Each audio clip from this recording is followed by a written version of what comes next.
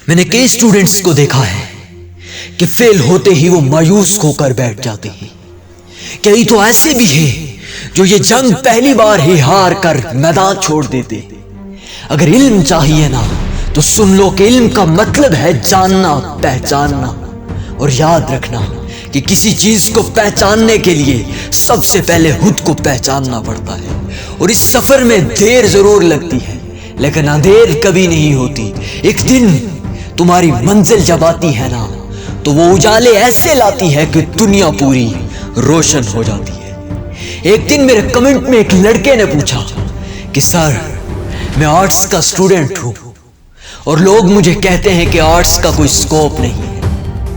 تو میں آج اس کو جواب دیتا ہوں کہ سنو، سکوپ ہمیشہ فیلڈ کا نہیں ہوتا، سکوپ ٹیلنٹ کا ہوتا ہے.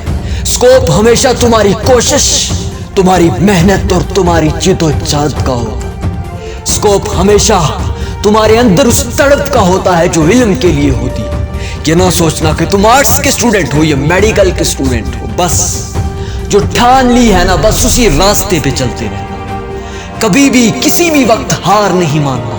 ہاں، اپنی منزل تک پہنچنے کے لیے راستے بدلتے رہنا لیکن کبھی بھی منزل نہ بدلنا، کیونکہ جو منزل کو بدل دیتے ہیں وہ اکثر بھٹک جاتے ہیں.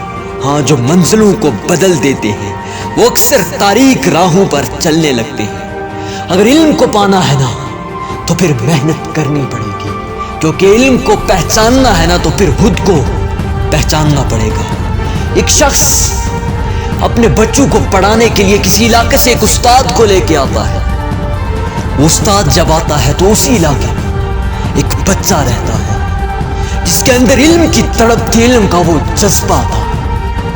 وہ جا کے کہتا ہے کہ سر آپ مجھے بھی پڑھائیں، میرے لیے بھی وقت نکالیں.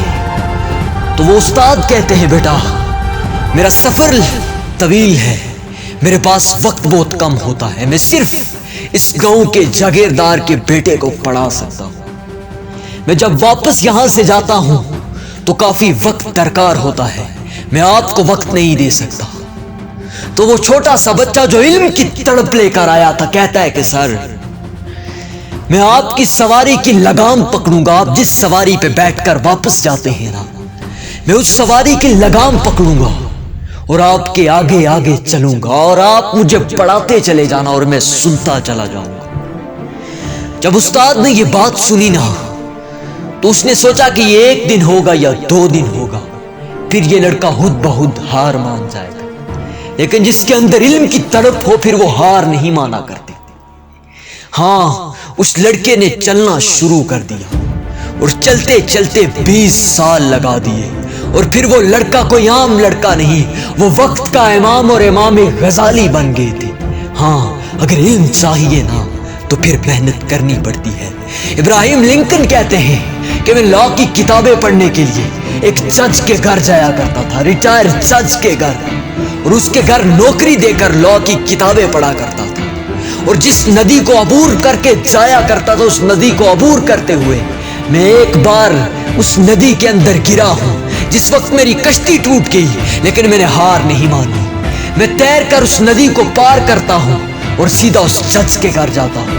جج میرے اندر علم کی اس تڑپ کو دیکھتا ہے اور مجھے کہتا ہے کہ میرے گھر میں نوکری کرو اور لا کی کتابیں پڑھو. اگر علم چاہیے نا تو پھر وہ جذبہ بھی چاہیے. اگر علم چاہیے نا تو ناکامیوں کا استقبال کرنے کا حوصلہ بھی پیدا کرنا. جن کے اندر ناکامی کا سامنا کرنے کا حوصلہ نہیں نہ ہوتا وہ کبھی بھی کامیاب راہوں پر گامزن نہیں ہو سکتے.